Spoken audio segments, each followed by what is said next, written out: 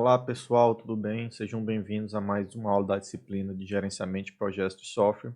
E nessa segunda aula a gente vai dar continuidade ao que a gente estava vendo, que era sobre o gerenciamento de tempo, né? Então, a gente vai falar mais sobre a área de conhecimento aí, gerenciamento do tempo.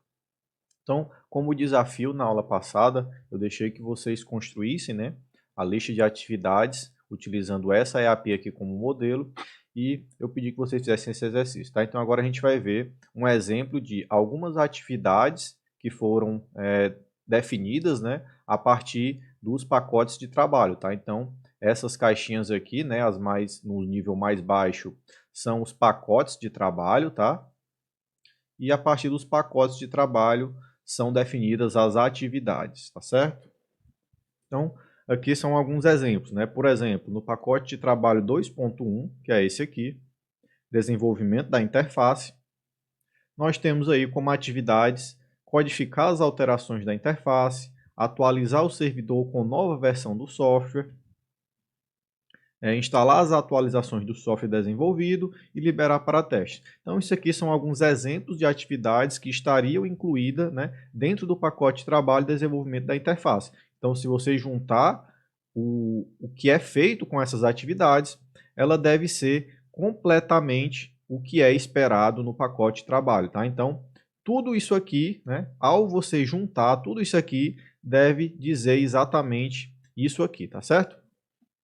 Já no pacote de trabalho 2.2, o desenvolvimento do código interno, aqui nós temos a codificação das alterações do código interno, atualizar o servidor com nova versão do software, instalar as atualizações do software desenvolvido e liberar para teste.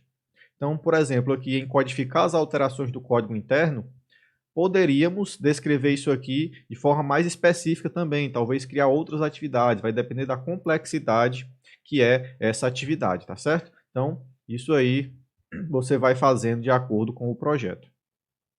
No outro pacote de trabalho, integração com demais módulos, aqui você vai ter como atividades a codificação das alterações referentes à integração com os demais módulos, atualizar o servidor com nova versão do software, instalar as atualizações do software que foi desenvolvido e liberar para teste. Então, esse conjunto de atividades aqui, eles vão representar esse pacote de trabalho, tá bom?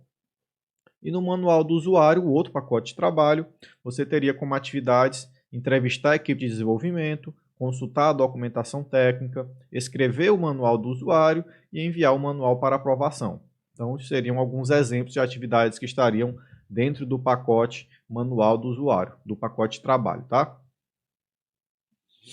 Isso aqui é um exemplo do que seria o documento, tá? Então, você vai ter aqui a atividade, né? Codificar as alterações de interface, por exemplo. Aí você vai ter uma descrição dessa atividade, né? A atividade compreende atualizar o código-fonte no que tange a interface do sistema, de acordo com a documentação técnica aprovada pelo cliente.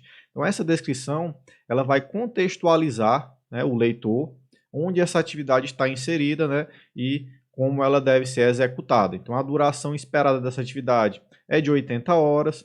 Quais são os recursos necessários para que essa atividade seja desenvolvida? Aqui foram definidos 4 analistas, tá? E a atividade predecedente, né? Precedente, ou seja, qual atividade precisa ser feita antes que essa atividade seja realizada, é a atividade de disponibilizar a documentação técnica. Aqui um outro exemplo, que é a atividade de atualizar o servidor com nova versão do software. Então, a descrição dela é essa atividade, ela compreende realizar o upload do software atualizado no que tange a interface do sistema, de acordo para o servidor SharePoint, tá? Então, a duração dela, aproximadamente 2 horas, vai ser preciso um analista e a atividade precedente dela é codificar as alterações da interface. Então, você só pode fazer a atualização depois que você fizer a codificação, tá certo? Então, essa rastreabilidade aí permite que você consiga identificar quais atividades devem ser feitas antes, quais depois e etc. Aqui é mais um exemplo, tá? Instalar as atualizações do software desenvolvido. Aqui você vai ter a descrição da atividade, né? É uma atividade que compreende instalar as atualizações do software desenvolvido no ambiente de testes, de acordo com a última versão presente no servidor. Duração dela aproximadamente 2 horas. Vai ser necessário um analista e a atividade precedente é atualizar o servidor com a nova versão de software. A próxima aqui, liberar para teste, né? Você vai ter a descrição dela, vai ter novamente a duração, os recursos que serão necessários, né, para que ela seja executada e a atividade precedente. Então, dito isso, né, com isso aqui a gente encerra, né, o processo aqui de definir atividades e agora a gente vai começar a falar do processo de sequenciar as atividades. Então, dado que você definiu quais atividades devem ser feitas, agora é o momento de você dizer em qual ordem essas atividades devem ser executadas. Então, você vai participar aqui do processo de sequenciar as atividades. É o segundo processo aí do gerenciamento de tempo. Então, a identificação e documentação dos relacionamentos lógicos, né, entre as atividades do cronograma são feitas aqui nesse processo de sequenciar atividades, e cada atividade e marco, né, com exceção do primeiro e do último, são conectados a um predecessor e um sucessor. Então, o primeiro ele não vai ter um predecessor, porque é o primeiro, e o último não vai ter um sucessor, porque é o último, tá? Mas todas as outras atividades terão qual atividade deve ser feita antes e qual deve ser feita depois, e com isso você consegue ter uma visão geral do sistema de qual sequência, né, quão fluido vai ser o desenvolvimento desse projeto. O objetivo final do sequenciamento das atividades é a obtenção de um diagrama de rede. Né? Então, esse diagrama de rede ele vai compreender todas as atividades do projeto e como elas estão relacionadas. Então, você vai ter uma visão geral do projeto a partir de uma imagenzinha que é o diagrama de rede, onde ele vai ligar todas as atividades, né, com as suas predecessoras e as suas antecessoras. E as atividades elas são sequenciadas usando as relações de precedência adequadas, tá? Além de antecipações e atrasos para dar suporte ao desenvolvimento posterior de um cronograma do projeto realista e alcançável, tá? Muita atenção com isso aqui, alcançável. Se você faz um cronograma com prazos muito curtos, que você não vai conseguir completar aquilo ali no tempo determinado, então você está fazendo um gerenciamento ruim, tá? Então, muito cuidado para você não subalocar recursos, né? Alocar um valor abaixo do que era necessário para que a atividade seja completada, tá? Tanto de tempo como de pessoal e etc. Então, uma antecipação ela permite uma aceleração da atividade sucessora e pode ser devida a uma causa externa ou em função de uma decisão da equipe em começar mais cedo determinado módulo. Já um atraso ele vai levar a um retardo da atividade sucessora e alguma atividade pode necessitar de um retardo, né? Por exemplo, o aguardo de uma peça. Então, você conseguir adiantar, né, muitas vezes pode ser uma coisa boa, mas se mais na frente você tem atividades que dependem de outras atividades, se você adiantar algumas que não estão ligadas às demais, você não vai ter um adiantamento do seu cronograma de forma geral, porque você vai ficar preso esperando alguma atividade mais lá na frente ser completada, dado que ela dependia de uma anterior. Então, o melhor possível é sempre você conseguir, né, fazer cumprir exatamente o que foi determinado, tá? Então, se você determinou 10 dias e se você utilizou os 10 dias, isso é o ideal, né? Se você fez em 7, você dimensionou de forma errada, né? Se você fez em 12, você também dimensionou de forma errada. Então, é adequado que você sempre faça exatamente o que foi planejado, né, para que tudo aconteça como esperado. E algumas ferramentas e técnicas que são utilizadas aqui no processo de sequenciar atividades. Nós temos aí o método do diagrama de setas, né, também chamado de MDS. É menos utilizado do que o diagrama de precedência e ele usa setas para representar atividades e os nós representam as dependências entre elas. Né? Então, o MDS ele usa somente dependência do tipo término para início e pode exigir o uso de relacionamentos fantasma, né, que são mostrados como linhas pontilhadas, que geralmente são utilizados para definir corretamente todos os relacionamentos lógicos, com duração nula para fins de análise de rede do cronograma. Então, a gente vai ver um exemplozinho do que é esse diagrama mais na frente, tá bom? Você tem o diagrama de precedência, tá? Que é um dos mais utilizados, onde você tem a construção de um diagrama de rede do cronograma do projeto que usa caixas, né? Ou seja, são os nós, para representar atividades e os conecta por setas que mostram as dependências. É o método usado pela maioria dos pacotes de software de gerenciamento de projetos e o MDP ele inclui 4 tipos de dependências ou de relações de precedência, né? Ou seja, você vai ter a relação término para início, você vai ter a relação término para término, início para início e início para término. Aqui são os exemplos dessas relações que a gente tinha falado anteriormente. Então, na relação término para início, é quando o início da atividade sucessora depende do término da atividade predecessora, né? Ou seja, a atividade predecessora, ela vai depender aqui a atividade sucessora vai depender da atividade predecessora, tá? No término para término, é quando o término da atividade sucessora depende do término da atividade predecessora. Do início para início, é quando o início da atividade sucessora depende da iniciação da atividade predecessora. E início para término é quando o término da atividade sucessora depende do início da atividade predecessora.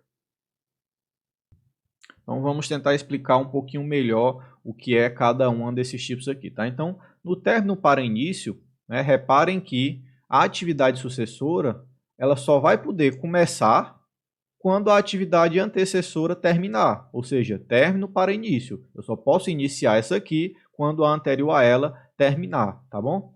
Já no término para término, quer dizer que a sucessora só pode terminar quando a predecessora também terminar. Isso quer dizer que, em alguns momentos, pode ser que eu consiga paralelizar essas duas atividades, mas a finalização da sucessora só vai ser efetivado quando a predecessora também terminar, tá? Mas pode ser que eu consiga aqui paralelizar algumas atividades, algumas tarefas, né, dentro da atividade. Já nessa anterior, no término para início, eu não posso fazer isso. Eu só posso começar essa aqui quando a predecessora terminar, tá bom? Já que no início para início, né, ou seja, a atividade sucessora ela depende da iniciação da atividade predecessora. Então, novamente aqui eu posso ter paralelização, né? Ou seja, só posso começar a sucessora depois que a predecessora tiver sido iniciada, tá bom? E na última aqui, o término da atividade sucessora vai depender do início da atividade predecessora. Então, eu só posso iniciar essa aqui quando a predecessora terminar, tá bom? Outras ferramentas e técnicas que são utilizadas no sequenciar atividades, você tem aqui a determinação das dependências. Então, você tem algumas dependências obrigatórias, ou seja, elas são inerentes à natureza do trabalho realizado, né, e frequentemente elas envolvem limitações físicas. Você tem uma lógica mais rígida e, por exemplo, é necessário construir uma parede antes de pintá-la. Então, é uma dependência obrigatória. Você não consegue pintar a parede antes de construí-la, certo? Então, você tem aí uma dependência obrigatória. Já nas dependências arbitradas, né, o que é isso?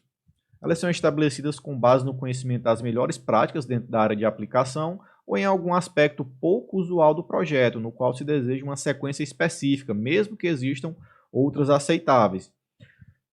Então, você vai ter uma lógica preferida, uma lógica preferencial ou lógica fina, né? Por exemplo, a equipe prefere desenvolver um módulo antes de outro. Mas aqui percebam que você não tem uma dependência rígida, né? Você não tem uma lógica rígida. Eu não preciso desenvolver o módulo 1 para poder começar o módulo 2. Né? Eu posso fazer eles de forma paralela, né? Eles não possuem ligação direta e tanto faz eu iniciar o módulo 1 ou o módulo 2. Né? Então a equipe prefere desenvolver um, então é uma dependência arbitrada pela equipe. Já as dependências externas, elas envolvem um relacionamento entre as atividades do projeto e as atividades ou eventos que não são do projeto, né? Ou seja, então você vai ter uma dependência que vai ter causas externas. Então isso aqui geralmente é muito volátil, né? Você não tem como controlar isso aqui, né? Você tem que se adequar a essas dependências, né? Por exemplo, licenças ambientais. Outra técnica utilizada no sequenciamento das atividades são os modelos de rede do cronograma, tá bom? Então é possível você utilizar modelos de diagrama de rede do cronograma do projeto padronizados para facilitar a preparação de redes de atividades do cronograma do projeto, tá, pessoal? Então, como rede de atividades, entendam aquela lista de atividades que estão relacionadas. Então, você tem uma rede de atividades, ou seja, você tem a lista das atividades e você tem as relações que essas atividades possuem umas com as outras. Então, as partes de um diagrama são frequentemente chamadas de subrede ou fragmento de rede. Outra ferramenta ou técnica do processo sequenciar atividades é a aplicação de antecipações e atrasos. Então, uma antecipação ela permite uma aceleração da atividade sucessora, né? Por exemplo, uma equipe de elaboração de documentos técnicos pode começar a escrever a segunda versão preliminar de um documento extenso, né, que seria a atividade sucessora, 15 dias antes de terminar de escrever a primeira versão inteira, né? Ou seja, a atividade predecessora. Por quê? Porque eles vão trabalhar na parte inicial da atividade, então você consegue paralelizar um pouco a execução das atividades. Então, isso pode ser realizado por um relacionamento do tipo término para início, né, com um período de antecipação de 15 dias. E um atraso leva a um retardo da atividade sucessora. Como saídas do processo sequenciar atividades, nós teremos o diagrama de rede do cronograma do projeto, né, ou seja, aquela lista de atividades relacionadas, né, ou seja, você vai ter um diagramazinho que vai ter as atividades representadas como caixas, e essas caixas vão estar ligadas umas com as outras, indicando as relações. E você também vai ter as atualizações de alguns documentos, né? Por exemplo, você pode precisar atualizar a lista de atividades, né? Dado que no sequenciamento foi necessário incluir ou remover alguma atividade, ou você juntou 2 ou 3 atividades em uma, ou você quebrou uma atividade em 2 ou 3. Então você vai precisar alterar a lista de atividades, dado que foi necessário fazer essa adequação.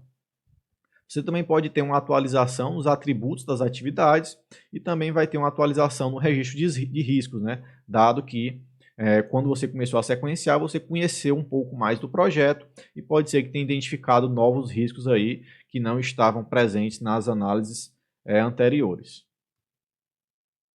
Isso aqui é um exemplo de diagrama de rede do cronograma do projeto, né? Isso aqui é o diagrama de precedência, tá? Então você tem aqui o início do projeto, você tem as atividades, né, que são esses demais quadrados, ou seja, você tem a atividade A, que ela é uma atividade predecessora da atividade B, e aí você tem um fim. Então, eu só posso executar a atividade B quando a atividade A estiver finalizada. Porém, eu posso executar a atividade A e também posso realizar a atividade H em paralelo, dado que elas não possuem dependência direta, tá bom?